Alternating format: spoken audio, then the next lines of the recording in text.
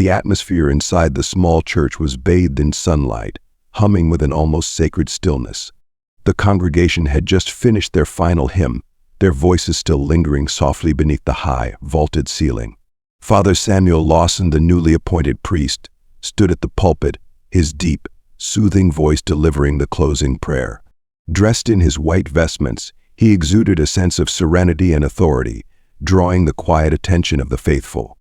As the service concluded, Father Lawson stepped down, offering warm handshakes and kind smiles to the parishioners as they made their way out. It was a harmonious scene, a glimpse of a world where people could coexist in peace. Then, the sound of heavy footsteps on the tiled floor shattered the quiet. A uniformed police officer, tall and broad-shouldered, entered the sanctuary. His reflective sunglasses concealed his eyes, but his rigid posture and clenched jaw spoke volumes. He was not here to pray. "Father Lawson?" Officer Adam Hensley's voice was sharp, devoid of politeness. "Yes, officer. How may I help you?" Father Lawson responded calmly, though he noticed the tension in the man's expression. Hensley gave a stiff nod but did not remove his sunglasses. "We've received reports of suspicious activity here," he said, his gaze sweeping across the church, as if expecting to uncover some hidden crime scene. "Do you mind if I ask you a few questions?" Father Lawson smiled faintly, unfazed by the officer's accusatory tone. "Of course," he said. "But may I ask what exactly is this suspicious activity you're referring to?" Hensley didn't answer right away. His eyes flicked over Father Lawson's dark skin, his clerical robes, and then back to the lingering parishioners. "Is this your church?" His voice dropped slightly, though the suspicion remained. "Yes, it is," Father Lawson replied steadily. "I've been serving here for 5 months now." Hensley crossed his arms. "Interesting. We've had reports of unusual gatherings here, late-night meetings. Do you know anything about that?" Father Lawson's smile didn't falter, but he understood the unspoken meaning in the officer's words. The congregation watched anxiously, but he offered them a reassuring glance. "This church is always open, officer. People come here to pray and seek peace. Would you like to join them?" Hensley's jaw tightened. "I'm not here for a sermon. We've received complaints about suspicious individuals hanging around." Father Lawson raised an eyebrow. "You mean individuals of a certain skin color?" "I didn't say that. You didn't have to." Stepping forward slightly, Father Lawson kept his tone measured. "This church welcomes everyone. If someone has a problem with that, perhaps the problem isn't with us." Hensley removed his sunglasses, his gaze sweeping the sanctuary. "If you have nothing to hide, then you have nothing to worry about. Would you like to conduct a search?" Hensley hesitated for a fraction of a second. He took a step forward, his eyes landing on a young boy clutching his mother's hand. The woman instinctively pulled her child closer. "You're sure there's no one here who doesn't belong?" Father Lawson met his gaze unwaveringly. "Everyone here belongs." Hensley let out a short, dry laugh. "You can't just leave your doors open to anyone. That's how trouble starts." His eyes flicked back to the child. A parishioner quietly lifted their phone and began recording. Father Lawson's jaw tightened slightly, but his composure remained intact. "If you have an accusation, say it outright. If not, please don't make baseless insinuations." Hensley smirked, leaning in closer. "I'm not here to argue with you, Father. I just want to make sure everything is under control."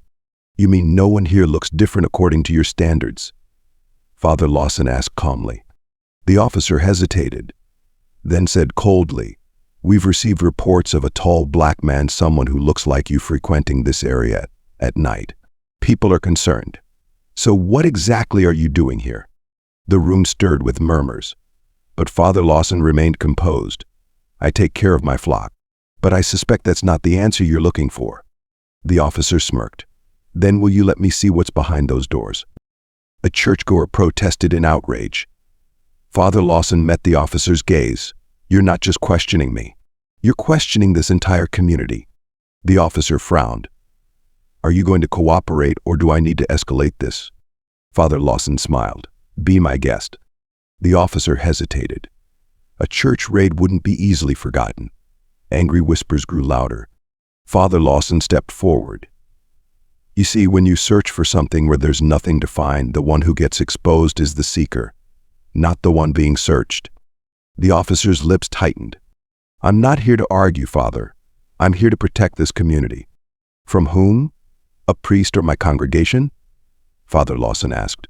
That's not what I meant. The officer snapped. But that's what you're implying. The murmurs intensified. A woman raised her phone.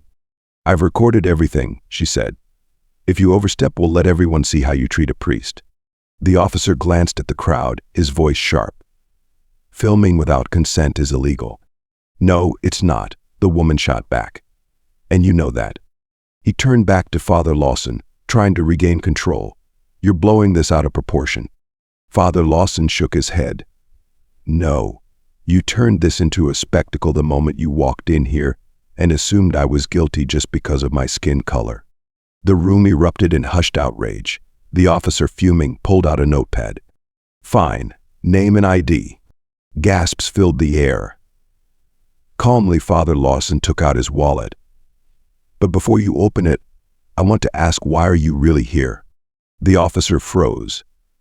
A flicker of doubt crossed his face. But then he flipped open the wallet and read the name. Samuel Lawson. Valid. Reluctantly, he handed the wallet back, then abruptly pointed toward the hallway. I want to check the back rooms. The congregation erupted in protest. You are harassing him. This is outrageous. Father Lawson raised a hand, signaling for silence. If you insist, I won't stop you. But remember, you might find something you weren't expecting. The officer frowned before stepping into the dimly lit hallway. The congregation held their breath. Why is he going back there? An elderly man asked angrily. Father Lawson has nothing to hide, a young woman whispered, still recording. Father Lawson remained calm, his hands clasped as if in prayer. Let him search, he said gently. The truth will speak for itself. Officer Adam Hensley searched the hallway, opening each door. Just storage rooms, hymn books, choir robes. But at the end of the hall, he found a lit room. Inside were shelves of food, blankets, and a small table with coffee and cups. Two men sat there, one elderly, frail, the other young but exhausted. Their clothes were worn, their eyes weary. Adam hesitated. What is this? He asked, his voice softer. Father Lawson stood in the doorway. A shelter for the homeless, he said. We give them food, warmth, and dignity. Adam looked at them, fearful yet unyielding. Are these the suspects you were looking for? Father Lawson asked. Men who need nothing more than a meal and a place to rest. Adam swallowed hard. I'm just doing my job. Your job is to protect, not to discriminate. Silence hung in the air. The elderly man spoke. Have you ever truly been hungry? Not just missed a meal, but been starving for days? Adam didn't answer. Because I have. And this isn't just a church. It's a miracle. The young man nodded silently, his hands trembling as he gripped his cup tightly. Father Lawson placed a reassuring hand on his shoulder before turning back to Officer Adam Hensley. These people and many others come here because they have nowhere else to go, he said. And we welcome them with open arms, not with suspicion or judgment. Officer Adam Hensley shifted uncomfortably, his authority slowly dissolving in the face of the truth before him. But before he could respond, Father Lawson said something that left everyone stunned. Officer Adam Hensley, he said, his voice softer now, I invite you to sit with us. Have a cup of coffee, meet the people you've seen as a threat, and listen to their stories. Maybe then you'll understand why this church represents something far greater than what you initially thought. The congregation gasped quietly, whispers rippling through the hall. Officer Adam Hensley stared at Father Lawson, visibly torn between his pride and the unexpected invitation. You want me to sit with them? He asked, hesitation thick in his voice. I do, Father Lawson nodded. Because this isn't just about me or them or even you. It's about breaking the cycle of fear and prejudice. It's about seeing each other as human beings. The room fell silent. Officer Adam Hensley glanced at the two men, then back at Father Lawson. His shoulders seemed to loosen slightly, and he exhaled a deep breath he probably hadn't realized he'd been holding. He stood motionless for what felt like an eternity, his eyes flickering between conflicting emotions, pride battling shame, authority clashing with vulnerability. The entire room held its breath, waiting for his response. At last he let out a long sigh, removed his hat, and ran a hand through his hair. He looked at Father Lawson, his expression softening just a fraction. "All right," he said, his voice rough. "I'll sit." A collective gasp echoed through the congregation as Officer Adam Hensley slowly made his way toward the small table. The young man tensed, his eyes flicking to Father Lawson for reassurance.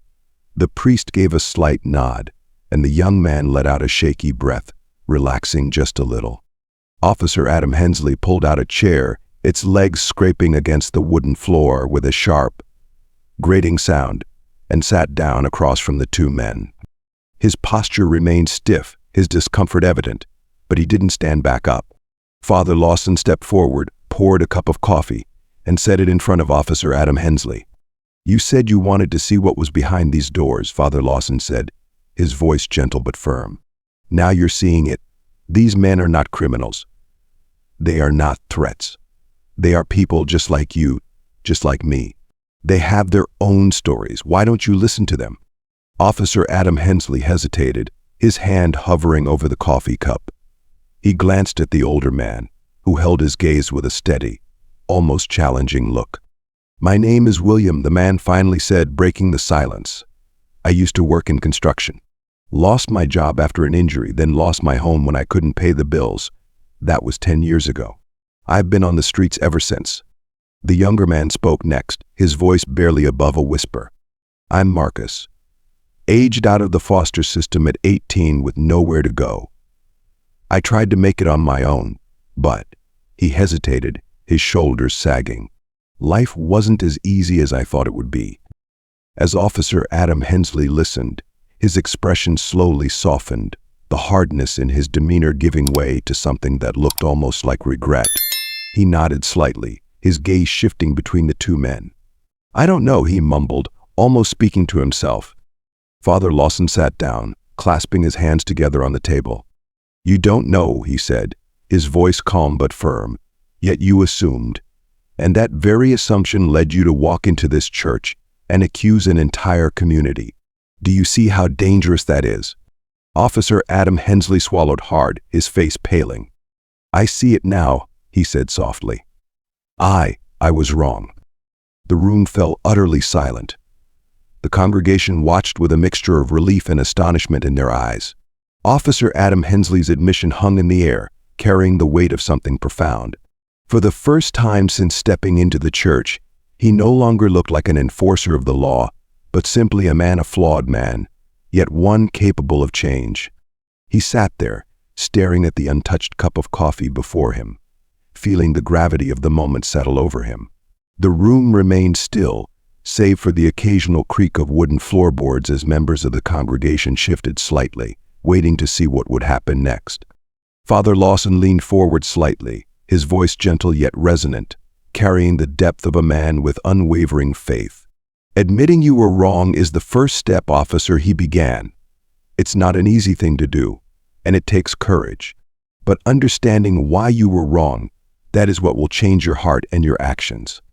Officer Adam Hensley looked up, his blue eyes meeting Father Lawson's steady gaze. "I guess I let my biases guide me," he admitted. "I thought I was protecting people. But maybe I wasn't seeing the full picture. Maybe I was afraid." Father Lawson nodded, his expression filled with understanding. "Fear is powerful. It blinds us and makes us see threats where there are none. But the good news is that every day we have a chance to see things differently, to replace fear with understanding, to replace prejudice with compassion." Officer Adam Hensley swallowed thickly, his throat tightening. He glanced around the room, and for the first time he didn't just see faces, he saw people. People who came to this church seeking comfort, guidance, and community. For the first time they were no longer strangers to him. They were human beings just like him. "I'm sorry," he said, his voice low but sincere. "To you, Father, and to everyone here. I was out of line." A murmur spread through the congregation. Some nodded in agreement, while others exchanged relieved glances. Father Lawson smiled, a warmth radiating through the space. "Apology accepted," he said. But words must be followed by action, officer. Use your position to build bridges, not walls. Serve with compassion, not suspicion. Officer Adam Hensley slowly nodded, as though a weight had been lifted from his shoulders. He stood, his gaze sweeping across the room. "I will do better," he said, his voice carrying a quiet determination. "Thank you for this, for everything." Father Lawson rose as well, extending his hand. "Go in peace, officer. And remember, this church's doors are always open to everyone, including you." Officer Adam Hensley grasped Father Lawson's hand, the firm handshake carrying an unspoken promise. Then, he turned and walked back through the hallway toward the main sanctuary, where the stained glass windows cast a soft, colorful light over his retreating figure. As the door closed behind him, the congregation erupted into gentle applause, not loud or celebratory, but an affirmation of encouragement and hope. Father Lawson turned back to the two young men still seated at the table, his smile widening. "And you, my sons," he said, looking at William and Marcus, "never forget you are not alone. This is your home." One of the young men wiped his eyes, nodding silently, while William leaned back in his chair, the corners of his lips lifting into a rare, grateful smile. The congregation began to gather closer, exchanging words of encouragement, handshakes and embraces. To Father Lawson, this moment was not a victory, it was a transformation. In one afternoon, a seed of change had been planted not just in Officer Adam Hensley, but in all who had witnessed it. The church, once a quiet sanctuary, had become a beacon of resilience, of compassion, and of hope. And as Father Lawson looked out at his congregation, more united than ever, he knew that even in the face of prejudice and fear, love and understanding could still prevail. The story comes to a close, leaving us with a profound lesson on justice, courage, and perseverance in the face of injustice. In 2025, the world still grapples with barriers to equality, but it is also a time of significant transformation in human rights awareness. Change will not happen on its own, we must take action. Every small step today, from speaking out against wrongdoing and educating future generations on respect, to actively challenging injustice in our daily lives, helps shape a better tomorrow. But by 2030, will racism still exist? Perhaps it will not vanish entirely, as deeply rooted prejudices have been embedded in many systems for far too long. However, if we continue the conversation, take consistent action, and refuse to tolerate injustice, we will undoubtedly see significant progress. 5 years may not be enough to transform an entire society, but it is enough to spark waves of change, enough to ensure that future generations live in a fairer world. So what do you think? Do you believe that within the next 5 years we can create a turning point for justice and equality? Share your thoughts, because the ideas and actions we take today lay the foundation for a better world tomorrow. This story is entirely fictional and created for the purpose of raising awareness.